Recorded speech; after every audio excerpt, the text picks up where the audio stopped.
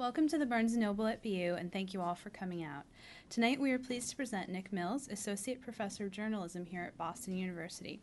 He is here tonight to discuss his new book, Karzai, The Failing American Intervention and the Struggle for Afghanistan.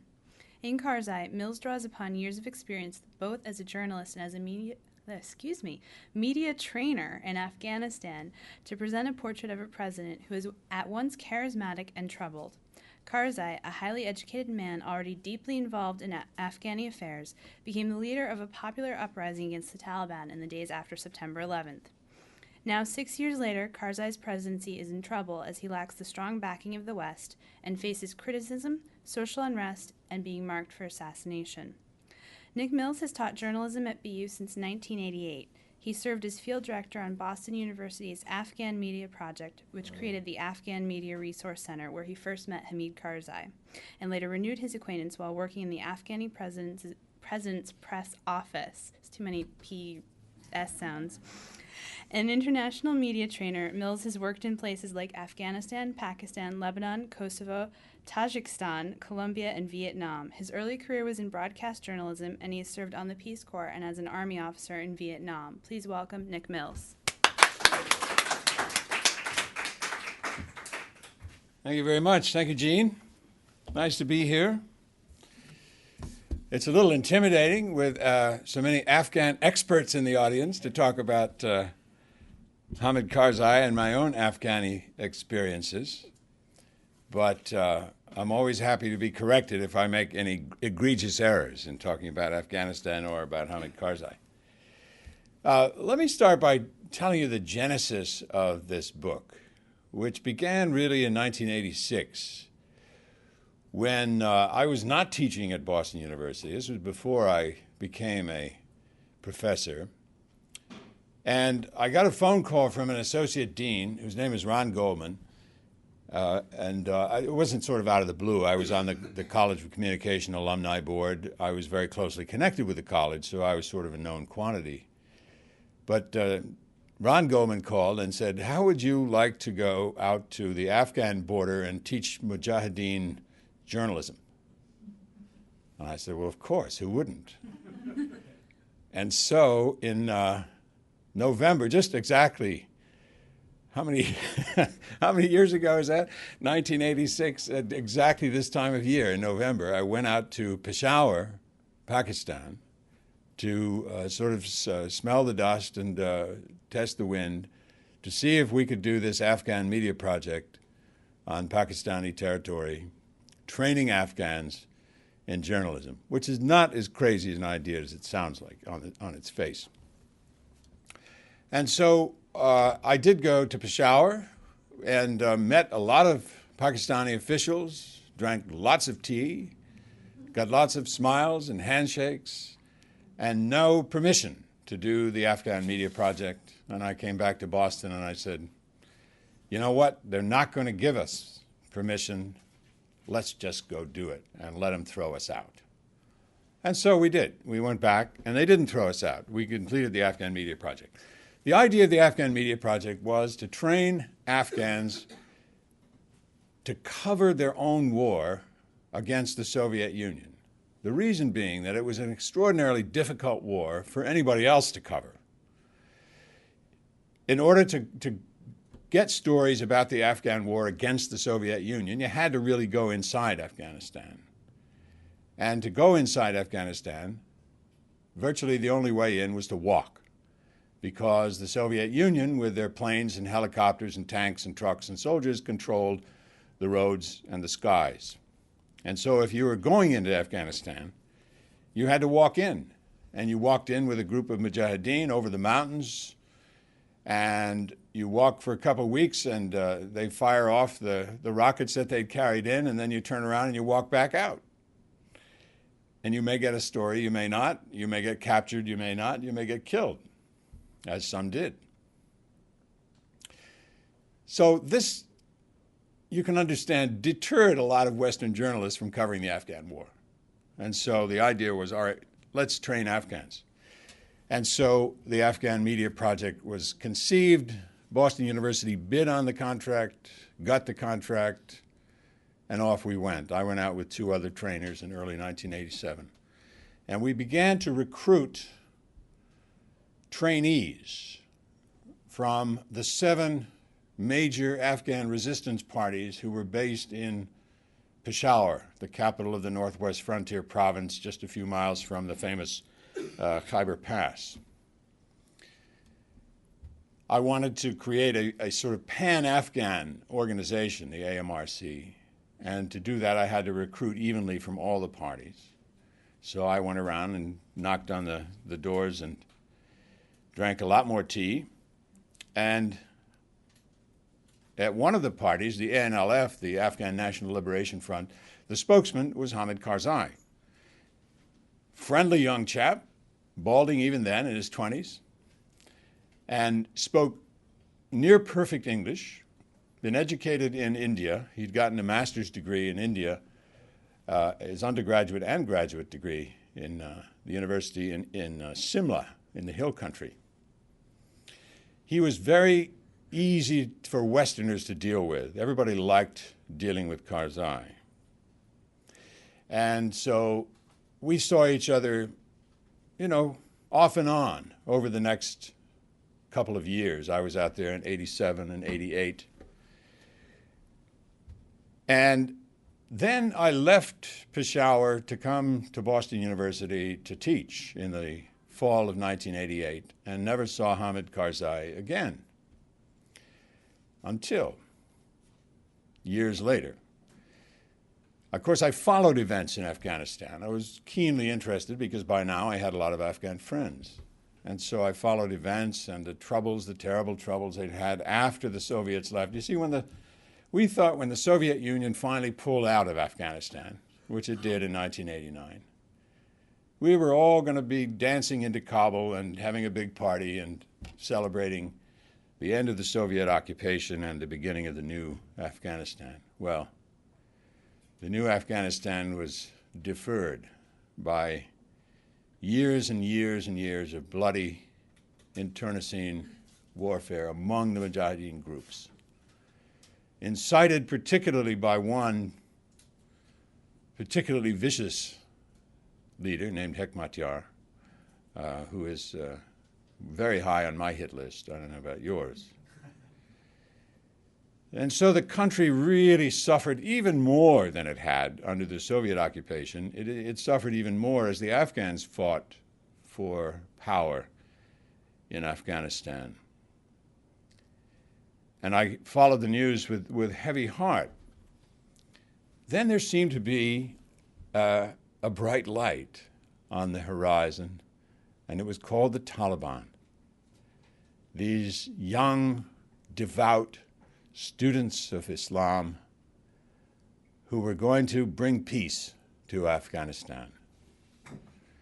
And they began their march, in their crusade, as it were, in Kandahar in the south, and moved north.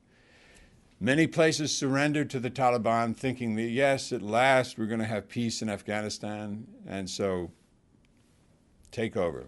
It's all yours. Sometimes they had to fight. When they got closer to Kabul, when they got to Jalalabad, they had to fight very hard. And then they had to fight their way into Kabul. By then, the Taliban were beginning to be known as something other than the saviors of Afghanistan that they were originally thought to be. Karzai had sussed this out quite early on in the game and turned against the Taliban and began to campaign actively against the Taliban. By the time they took Kabul, and then later in a very, very bloody series of battles, gained control over the northwest town of Mazar Sharif, we really began to see the true nature of this group. Karzai was concerned very early on about outside influences getting control over the Taliban. And I'll tell you more about the genesis of the book, because in our discussions, he wouldn't say who. He would just say, well, the neighbors. And I'd say, come on, who are the neighbors? You know who they are, he'd say. That's for the next book when I leave office. But Karzai really had tumbled early on to the fact that the Taliban had been co-opted by the neighbors, Pakistan, and by elements from Saudi Arabia led by a tall, rich Saudi named Osama. Now, finally, of course, 9/11 came, and that was the casus belli. How do you say that? The cause for war. We went to war in Afghanistan to drive the Taliban out of power and to drive Al-Qaeda and Osama bin Laden out of their sanctuaries in Afghanistan. And Hamid Karzai by then had begun an active military campaign in the south against the Taliban to match the military campaign coming down from the north, the Northern Alliance. And in the process, the Taliban actually finally surrendered to Hamid Karzai. And that's a story that I'll tell you about in the book.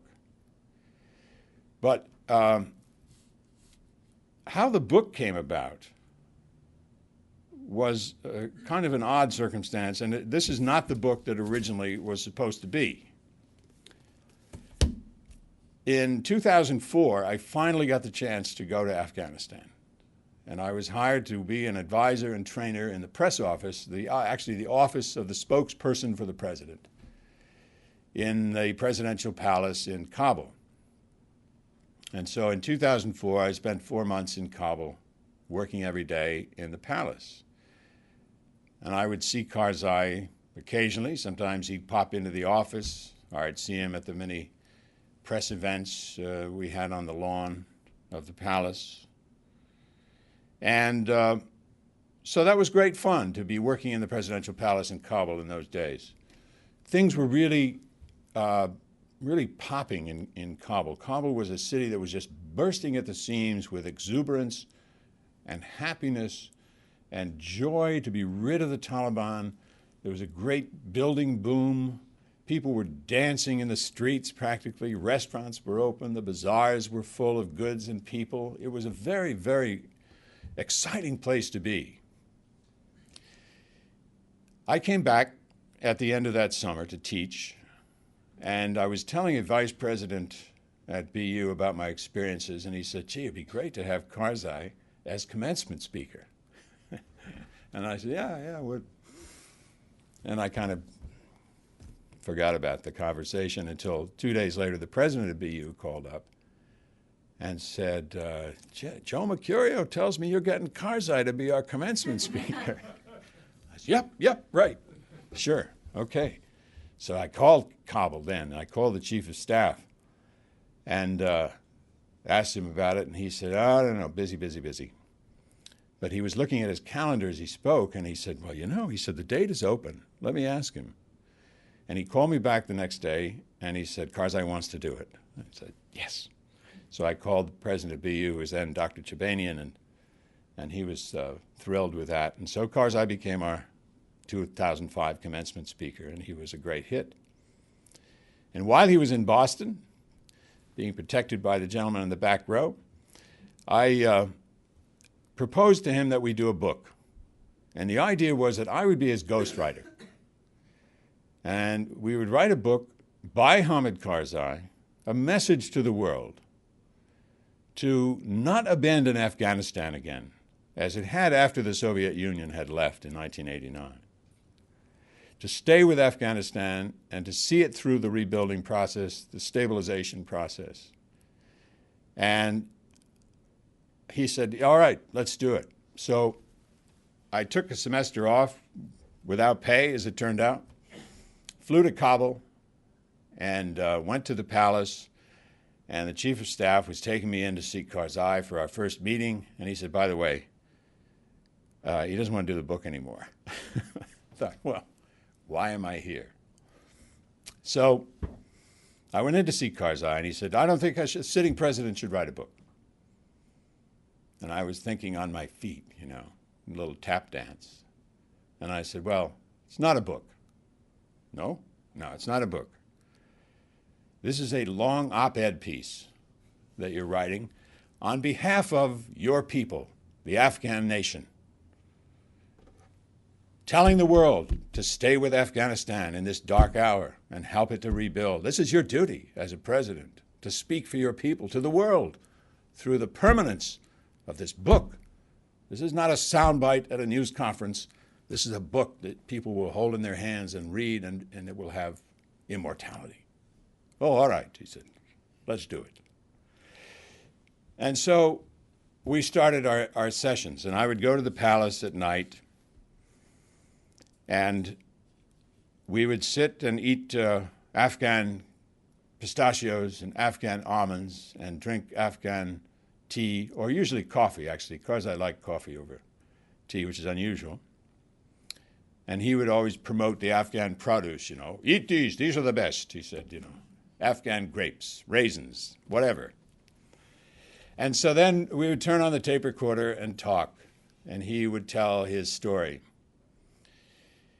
And I would take those sessions and transcribe them and write a chapter from those transcriptions, and then I'd show it to Karzai, and he would proofread it and make edits and give it back to me, and so on through the 3 months until finally we thought we had a book. And so I left just before Christmas, came home, and started working on the final draft of the manuscript for the publisher. And it went into production. And by the time, I guess May or June, the publisher sent out copies, softbound, uncorrected page proofs, they were called, of the book, Letter from Kabul by Hamid Karzai. At that point, Karzai said, I don't want it published. When I wasn't there to argue for it and to do my little song and dance, his advisors who were opposed to the project got to him and said, you shouldn't do it. And so the plug was pulled. But we had all this material. We had a book. And the publisher said, all right, you be the author, and you add material to it that he didn't want to talk about, because there were many things that as a sitting president he felt he really couldn't talk about, like the neighbors thing. And he would get frustrated with what he couldn't say or didn't feel that he could say. And he would, Nick, why don't you do the book? You write the book. And I'd say, well, I think a book by Hamid Karzai would probably sell more copies than a book by Nick Mills. Oh, all right.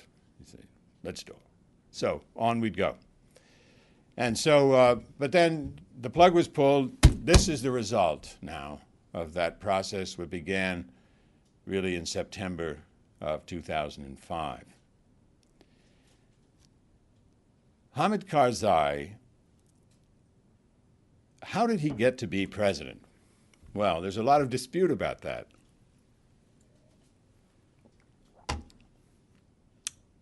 In the late 90s, mid to late 90s, when Karzai was campaigning against the Taliban,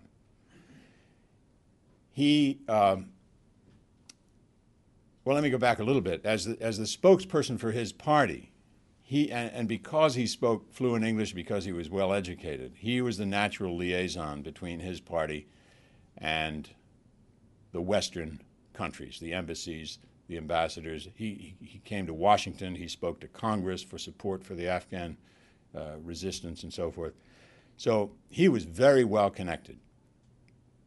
By the time the Taliban took power and he was crusading against them, he was a very well-known quantity. He had great connections with the United States and with other Western countries. Karzai also was a born leader. He grew up in a family of leaders. His father was the chief of one of the larger Pashtun tribes in the south of Afghanistan, the Popalzai tribe. And Karzai, as from his childhood, watched his father wield power in the traditional Afghan way as a Khan who could settle disputes among local Afghans and regional disputes too. He was a powerful man, and people would come into his house hour after hour, day after day, into the guest room, and the elder Karzai would listen to their disputes. He would make a decision, and that would be that. his decision would stand. There was no paperwork, no court, no judge, no law, no nothing but Karzai. And so he learned this quality of leadership at an early age. Also, the family were very close to the late king, Zahir Shah, who had then, by then, later than that, in the 70s, was exiled when he was in Italy. He was deposed and he stayed in Italy. But they were very close to the king. The elder Karzai also became a member of parliament during the decade of democracy, the last decade of King Zahir Shah's rule. So he was to the manner born. When the Taliban fell and the Afghan diaspora gathered in Bonn, Germany to select a leader for an interim government, there was some dispute, to be sure, but Hamid Karzai, I think, was the absolutely logical choice as interim leader. He was the last man standing. One of the great commanders, Abdul Haq, had been assassinated by the Taliban in an ambush a bit earlier. The great northern commander, the charismatic Ahmad Shah Massoud, the great poet warrior, had been killed by al-Qaeda suicide bombers 2 days before 9/11. I always wondered if the events were somehow connected. Karzai didn't know. He didn't seem to know. But he thought maybe they weren't. I still think they maybe were somehow. But anyway, by the time that happened, by the time the Taliban were routed and Afghanistan needed a temporary leader, I think Hamid Karzai was the logical choice. The leadership qualities that I told you about, the education, the connections with, he could straddle the East and the West, and he had very little blood on his hands. He had not been a great warrior in the jihad against the Soviet Union. He had done his bit. He had gone into Afghanistan and he'd gone on missions with Mujahideen, but that was certainly not his forte, and he was not noted as a great warrior, and therefore had very little real blood on his hands. So all in all, he was the choice. He was the choice. And so while a lot of people claim that he was sort of rammed down the throats of the Afghans by the Americans in Bonn, that may have been the case, but if so, they rammed the right guy down their throats, I think. That part of the world was, to me, an extraordinary adventure, going to Peshawar. And I'd like to read to you first from my first exposure to the Afghans. Now, Peshawar is in the northwest frontier, and in the original, before India was partitioned, and long before that, Afghanistan was really partitioned. Pashtunistan was partitioned. It was cut in two by an Englishman named Durand, who drew a line called the Durand Line. I believe it was 1893. Yes. And that line was supposed to last 100 years and then dissolve, but it's still in force. And it really cut the Afghans into two groups, one on the Pakistani side of the border and one on the Afghan side of the border. However, that Pakistani side of the border, it's pretty hard to tell the difference. It's pretty hard to tell whether you're in Pakistan or Afghanistan. It looks very Afghan. You see mostly Afghans. And Peshawar, at the time I got there, was a very Afghan town. And so it was a very interesting place to be. Peshawar, Pakistan, in the 1980s had to be one of the most fascinating places on earth. The capital of old India's, now Pakistan's, wild and woolly northwest frontier province, the ancient Pathan or Pashtun city had been the stopping place for countless camel caravans and conquering armies traversing the legendary Khyber Pass, 25 miles to the west, to and from Afghanistan. In the 19th century, the British established a garrison in Peshawar and stretched a string of sentry posts high into the Hindu Kush Mountains. One of the posts from where the young Winston Churchill reported on a battle between the British-led Hindu Sikhs and the Pashtun tribesmen is still known as Churchill's Picket.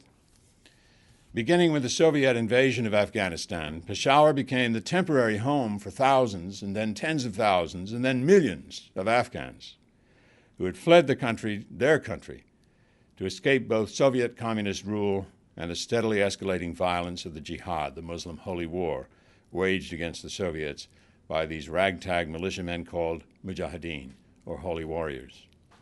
The refugees settled in Peshawar's already teeming streets and in vast refugee camps, sizable towns themselves that sprang up on the unpopulated plains outside of town.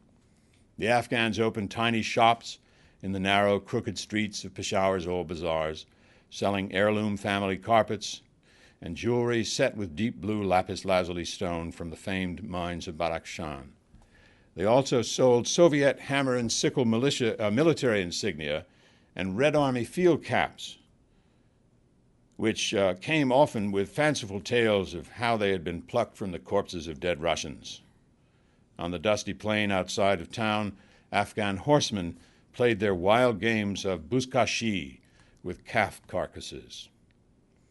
The refugees attracted battalions of aid organizations, from the United Nations World Food Program to the International Committee of the Red Cross, to more obscure and often dodgy enterprises that saw an opportunity to exploit the refugees' plight, raise pots of money from concerned Western donors, and live comfortably in one of Peshawar's large walled homes, with servants to cook, clean, guard the gate, and do the laundry. The closing of Afghanistan by the Soviet Union made Peshawar an irresistible magnet for journalists from around the world. And as going inside was so hazardous and arduous, Peshawar became a thriving information bazaar. Every major faction of the Afghan resistance, and several minor ones, had headquarters there, and spokesmen were eager to plant not only information, but rumors, misinformation, disinformation, and gossip into the dispatches of Western journalists, many of whom were ignorant of the language, culture, and the multi-layered nuances of relations among the various families, tribal groups, and political parties. Every Afghan party published its own newsletter, which contained romantic and usually inaccurate or wildly exaggerated descriptions of the victories of their mujahideen.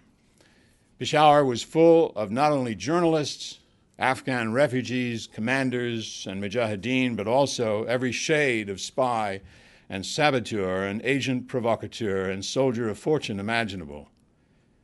The town was often shaken by the boom of terrorist bombs, and rare was the night without gunfire. Spies from Pakistan's powerful intelligence agency, the ISI, mingled with those of the Soviet Union's KGB, its Afghan counterpart Khad, the American CIA, and Britain's MI6. At the famous Greens Hotel, a shabby survivor from the days of empire, one table of tea drinkers could be seen leaning with comical obviousness toward another table, ears straining to pick up shards of whispered conversation. That was the Pakistan that I encountered when I went out there in 1986 and through 87 and 88. It was a fascinating place to be. And in those days, we thought that the Mujahideen really didn't stand much of a chance against the Soviet Union. It was sort of a quixotic venture. But my friend Whitney Azoy, an anthropologist, said he was walking down a street in Peshawar one day with an Afghan, and he said, you'll never beat those guys. They're just too big, too powerful. You really don't stand a chance in the long run. And the Afghan said, yes, it is true. They're big. They're stronger than we are. But, he pointed down to the sidewalk, they're like the sidewalk, solid, concrete, hard, heavy. But you see this crack in the sidewalk and the weeds coming up through the crack? He said, we are the weeds, and we will win. And it's sort of like the Taliban say today, the Americans have the watches, but we have the time. So we were all very disappointed when, after the Soviets left, it wasn't what we thought it was going to be, and the Afghans fell to fighting among themselves. Now, Karzai, in his drive to, let me tell you the story. After he heard about 9/11, Karzai felt I have to now go into Afghanistan. I have to try to rally the Pashtuns especially to drive out the Taliban. And he knew that the Northern Alliance was driving them out from the north and coming down, sweeping down into Kabul. So he went inside on a rather poorly organized mission that he was leading just a few.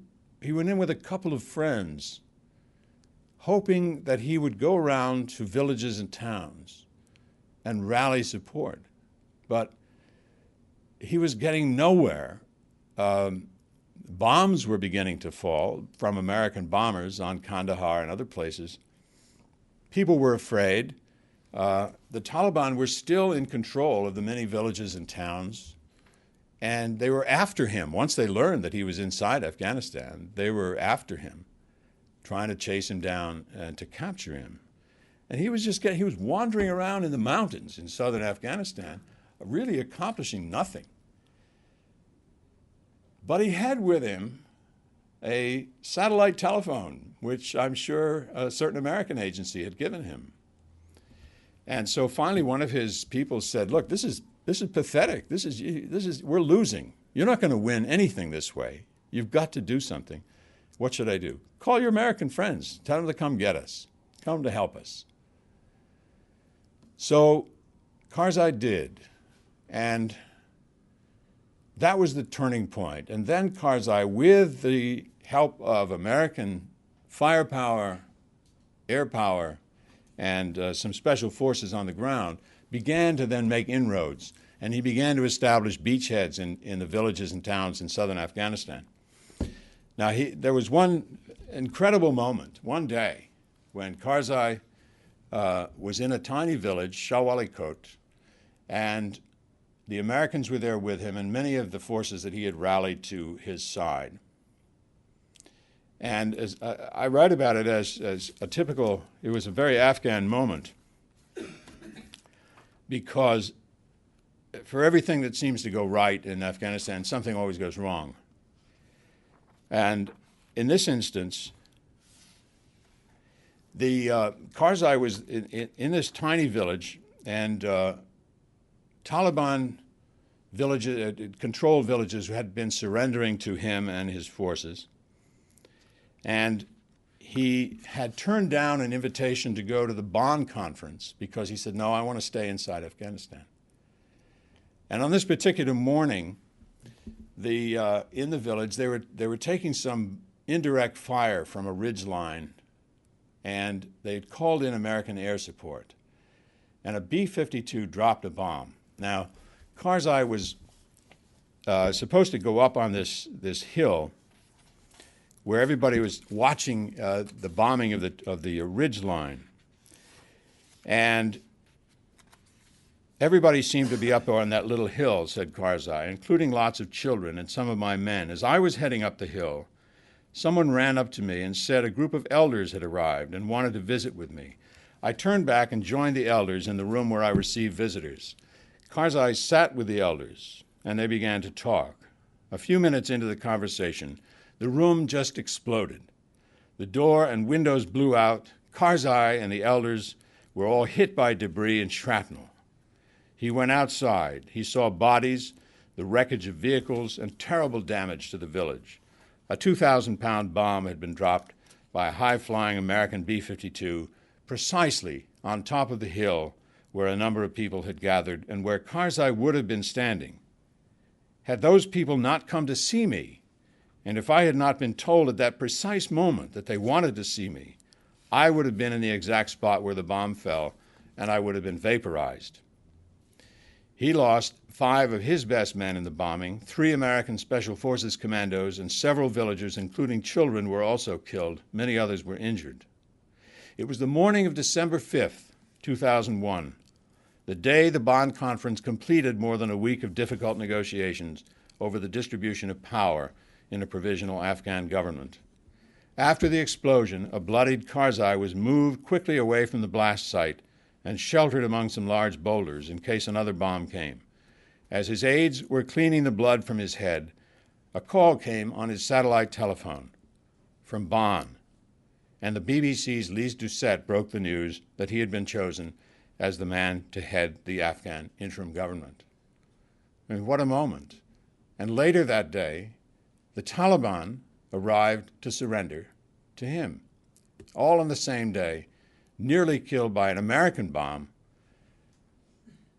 received this call from a BBC newswoman, Lise Doucette, that he had been chosen leader of the interim government, and then received the surrender of the Taliban in a little schoolhouse in the village of Shawali Kot.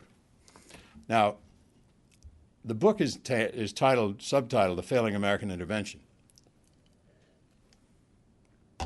and the Struggle for Afghanistan. How failing? Well, how not failing should be the question. The Taliban are gaining strength, making inroads. The poppy crop is at a record high. The American and other coalition forces are being viewed as an army of occupation, much as the Soviet army was viewed by the Afghans in the 1980s. What more can go wrong? I think in the very beginning there were a couple of major mistakes made. One of them was to let Osama bin Laden get away. And I think there was a moment when they had him trapped, wounded, demoralized, defeated in the mountains. And there was a request, as near as I can ascertain, for a blocking force of a few hundred soldiers to block his escape routes into Pakistan. The request was denied. Bin Laden got away. And getting away, his legend magnified. And he was already a folk hero in much of the Islamic world. He became a demigod. It made his rebuilding his organization a lot easier. It made it a lot easier for him to attract money and recruits for his al-Qaeda. And as far as anyone knows, he is still in Pakistan. And that's one of the many frustrations that Karzai has with his Pakistan counterpart, General Musharraf, who ironically did write a book while he was in office, which came out just about the same time that Karzai's book would have come out if he had okayed it. So letting that moment get away, I think if Osama bin Laden had been captured or killed at that moment, it would have made a great deal of difference in the way that things proceeded from there. And to my mind, the second great mistake was not generating or letting Karzai generate a southern alliance of Afghans to match the northern alliance that had been headed by Ahmad Shah Massoud, which swept down from the mountains, kicked the Taliban out of Kabul. Because what happened after that was that the Western militaries took over Afghanistan. As the British will tell you, and the Russians will tell you, Afghanistan has never been hospitable to occupying armies. The British were kicked out rather brutally a couple of times, including once which inspired Rudyard Kipling to write the lines, "When you're wounded and left on Afghanistan's plains, and the women come out to cut up the remains, just roll to your rifle and blow out your brains and go to your God like a soldier." Kipling understood what it was like out there.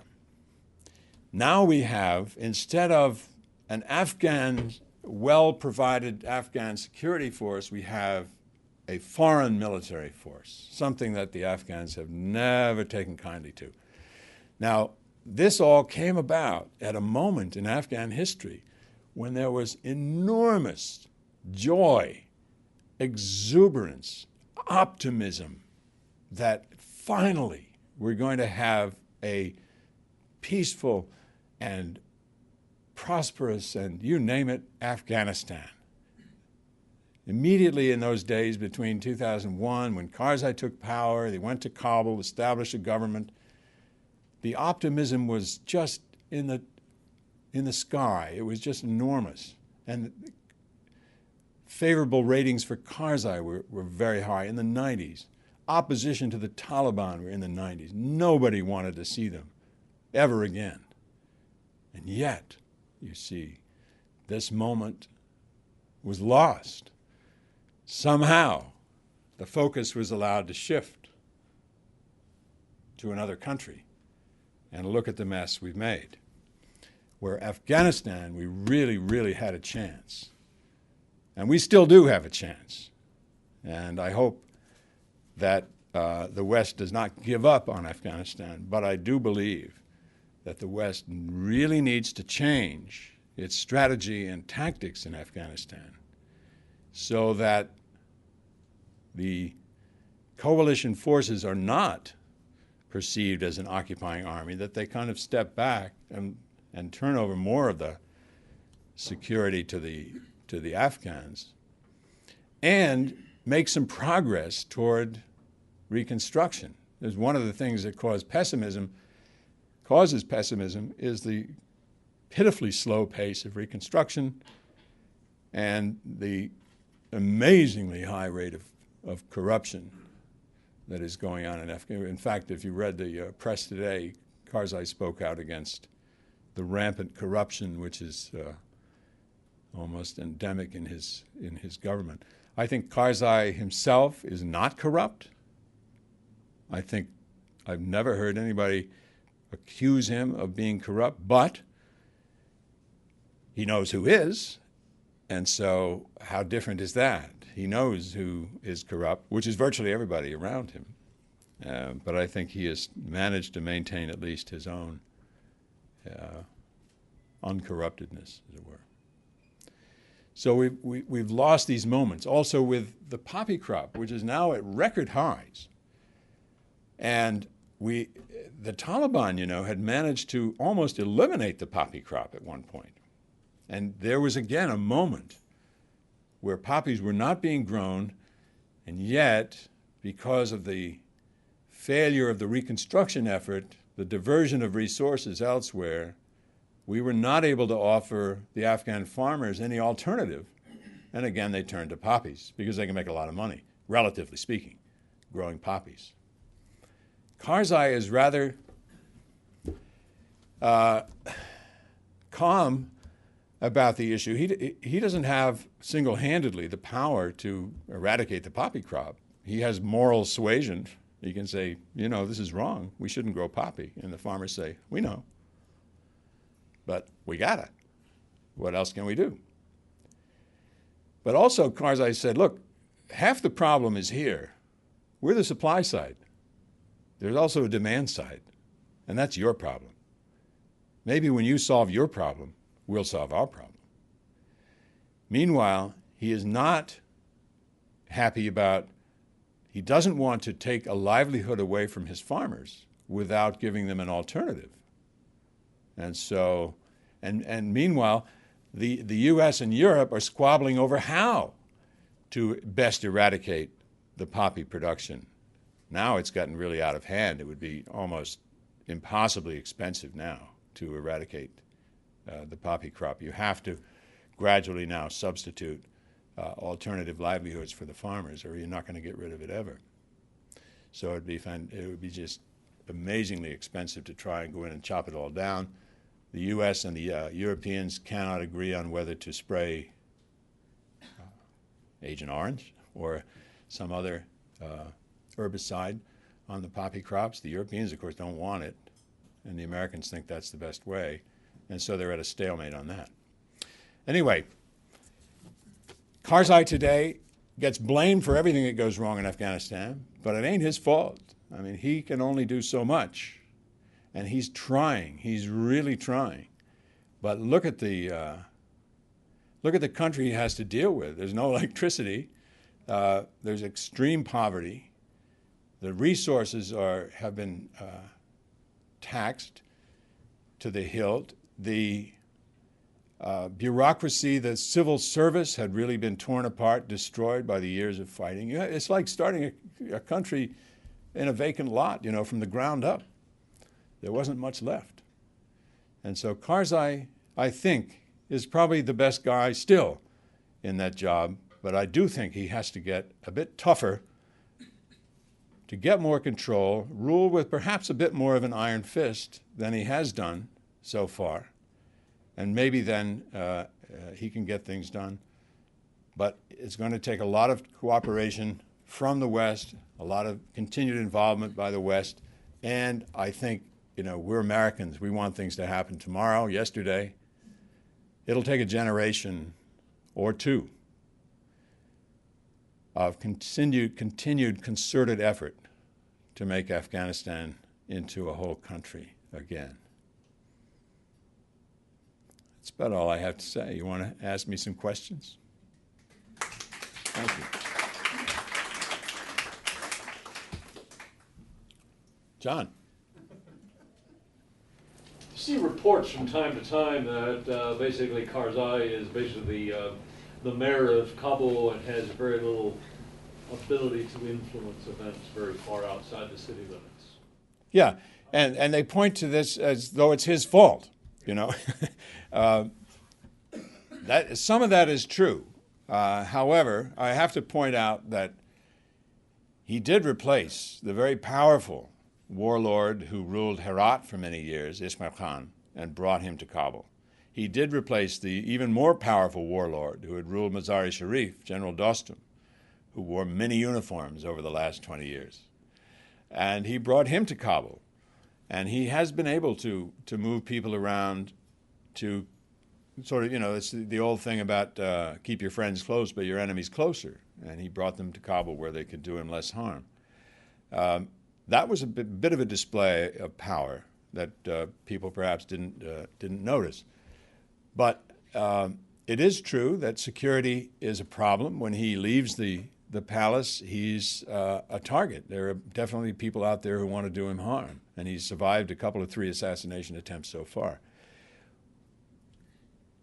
Afghanistan has always been ruled with a weak central government, and the strength is out there in the provinces, in the tribes, and the regions. And I think that's the way it will eventually shake out in the long run, which is fine, as long as they're not fighting with each other. There does have to be some centrally commanded security and so forth. But he cannot do it alone, and he gets blamed for everything. He would love to go out to every place in the country. Not his fault that he can't, really. And it's not fair to say that he's just the mayor of Kabul, because he is the president of Afghanistan, and people recognize that around Afghanistan. They just wish that he had more power to do what he really wants to do. I have 2 questions. My first question is that don't you think that Northern Alliance, which is with Karzai and his government, besides Taliban, is a threat for Karzai? And if they are a threat, how much threat is there? And are they? And the second question is, Karzai since 1986 or 1988.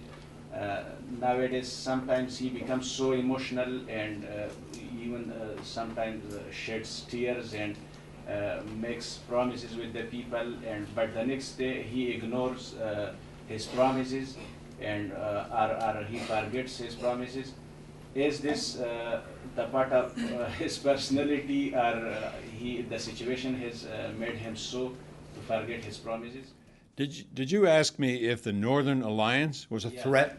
Yeah, is it a threat for Karzai or not? Because they are in the government and sometimes. Well, I think they're a political threat, but they don't have, they have a share of the power in that government, and I don't think they're a threat to attack the palace or anything like that. I think that they would like to get more power than the North has traditionally had in Afghanistan, which has always been ruled by Pashtuns, like you. What about the other question? I think when Karzai makes these promises, he really means it. I think he really is sincere about it. And then, he has no means to fulfill these promises. I saw many groups, and this is one of the great things that I thought he did. Outside the palace walls in the morning, you'd see this group of village elders, and they had traveled many a mile over the roads and non-existent roads of Afghanistan to reach Kabul, and for an audience with the president. And they would all be checked in through security one by one, and then they would gather under the trees inside the palace grounds, outside the mosque. And Karzai would come out and sit with them, and they would get a chance to talk to their president and to give him their complaints and tell him what they needed, what they wanted. And, you know, Afghans are very frank in those conversations. They're not afraid of presidents. They'll tell the president what they want done. And Karzai would meet with them, and he would listen, and he would, unfortunately, make promises that he couldn't keep. Although I think at the time he made them, he believed that he could. I think he was not lying to them. I think he was just, maybe it was wishful thinking. He made many times promises with the people, and you know, in a traditional society like Afghanistan, people consider this, especially when a president said this. Very important. Yeah, so he made many promises that he will not do compromise with those previous warlords. But if you see his security chiefs of the 34 provinces of Afghanistan and provincial governors, all of them are belonging to those Mujahideen groups and are those warlords. And you may know that only 3 or 4 days ago, an explosion took place in northern lines, in northern Afghanistan. 6 parliamentarians and about 80 people were killed. And you also know that in northern Afghanistan there is no Taliban, and Taliban rejected, and Itmatiar also rejected. They don't. The government is suspected of some kind of involvement. So the people, the security chief and the provincial governor is belonging to northern lines. So is it not a threat?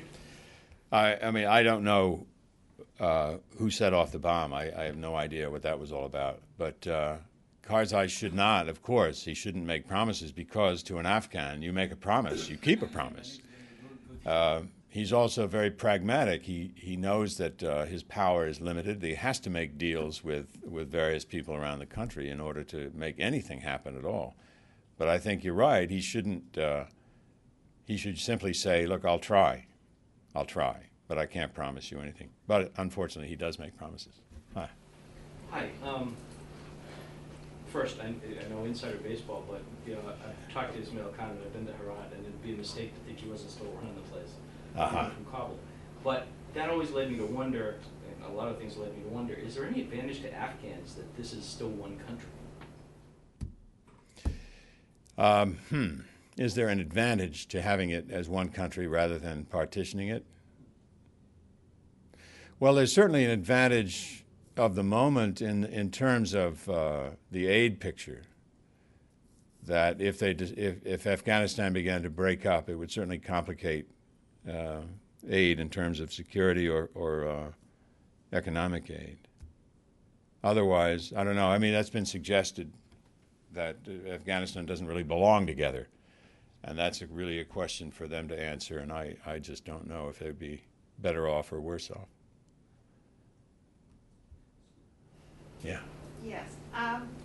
There's a tremendous need to alleviate pain, particularly in say, African countries.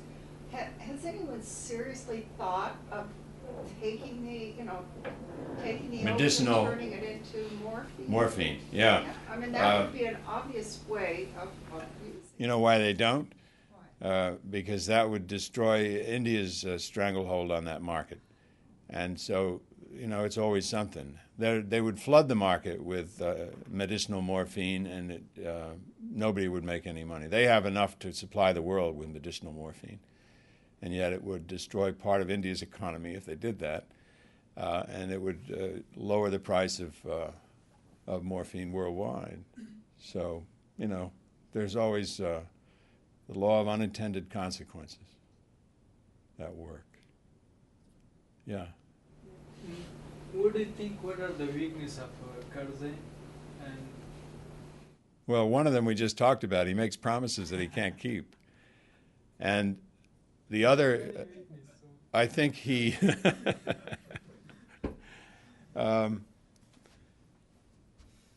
and probably it helps him to survive. But I think, you know, what the lessons that he learned from his father, to listen to all sides, to try and strike a balance, to try to be fair, has kept him from being probably as decisive as he should have been at times.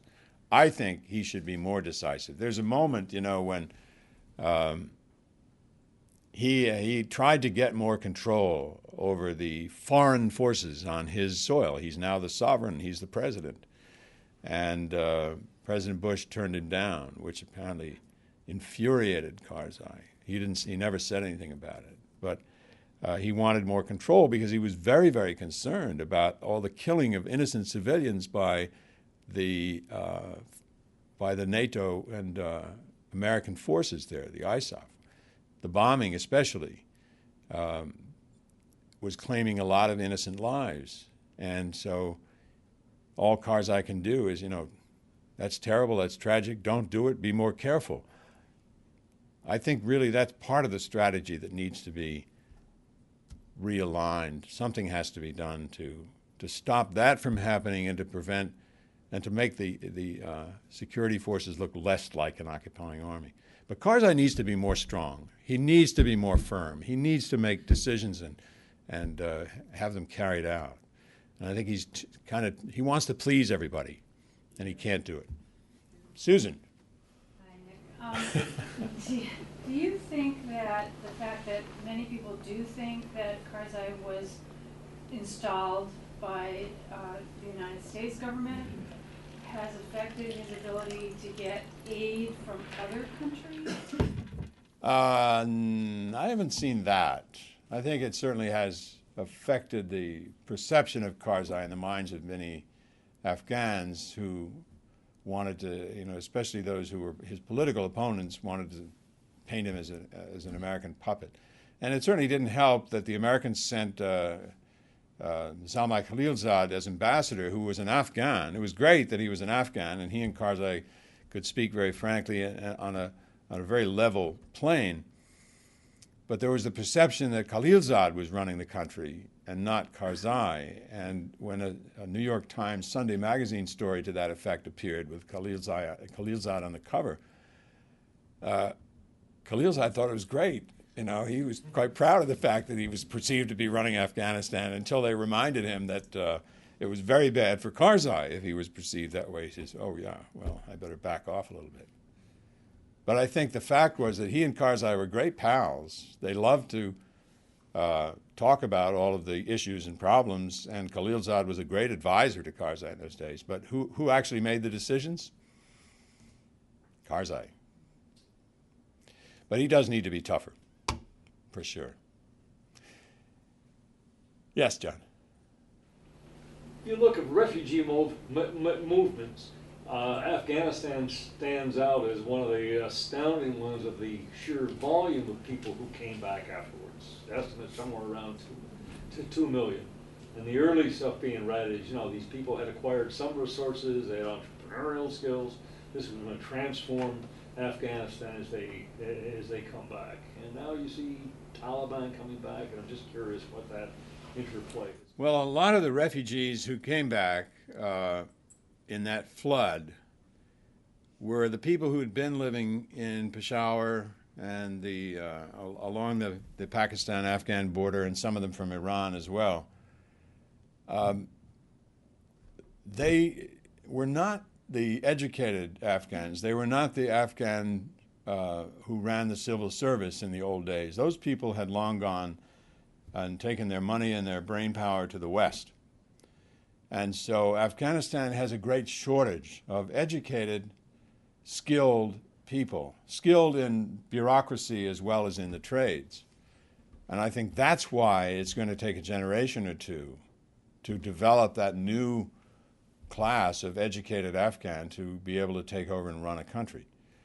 And it baffled me with all the refugees coming back that so much of the construction work in Kabul that I witnessed was being done by Pakistani laborers. I didn't understand why that was happening. Maybe you do, but I didn't understand it. There was so many jobs available, so much building going on, and yet the jobs were being taken by Pakistanis. Because they didn't even have those skills. The other thing was in the refugee communities, they were being taken care of by Western NGOs, by International Committee of the Red Cross and so forth. And as refugees, they'd sort of gotten accustomed to having free schooling, free medical care, and these kind of things. And they got back to Afghanistan. It ain't there. And they're very disappointed that now, what do we do now? So there's another little dilemma for Karzai to solve. They had gotten accustomed to having some of these benefits of the aid community. Well, you just said that it's going to take generations. Who is on the horizon? Karzai's not going to live forever, since the educated Afghans have sort of left the country.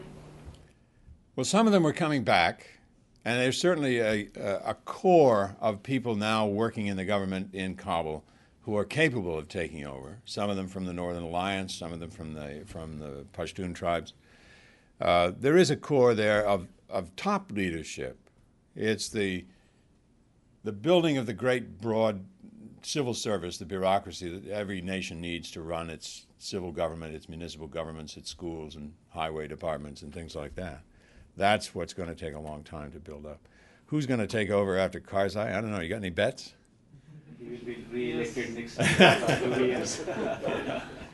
Last time he ran, 16 or 17 people ran against him, and he still won. Yeah. And I think he could probably win again. But he will win. Yeah. Who's number two? Qanuni. Who? Qanuni. Yunus Qanuni. Nowadays Yeah. he is the From the Speaker north. of the parliament. Is he a Tajik? He is Tajik, Northern Alliance. Right. It's Sarah Beth? In retrospect, what do you think would have been different had the book been written as a letter from Karzai? It would have sold more. I would have gotten more royalties. More. I didn't get any. But yeah, I think it would have been great. I think he would have attracted a lot of attention, and he had agreed at the time, that yeah, if the book is published, I'll go on talk shows, I'll be interviewed. Musharraf was on with Jon Stewart, for God's sake. I thought Karzai would have done a lot better than Musharraf on that. He could have sold a lot of books. in this book, he's boasted about many things, and he had nothing. He said many lies. Like he said that I have people, and when I was coming into Afghanistan for my first time during Taliban, and I was in connection with the people, and people wanted me. I was a journalist at that time, and I was working with IWPR, and nobody knew about Karzai. That who is Karzai, and nobody was familiar with him. But he has told you that he was like in connection with people.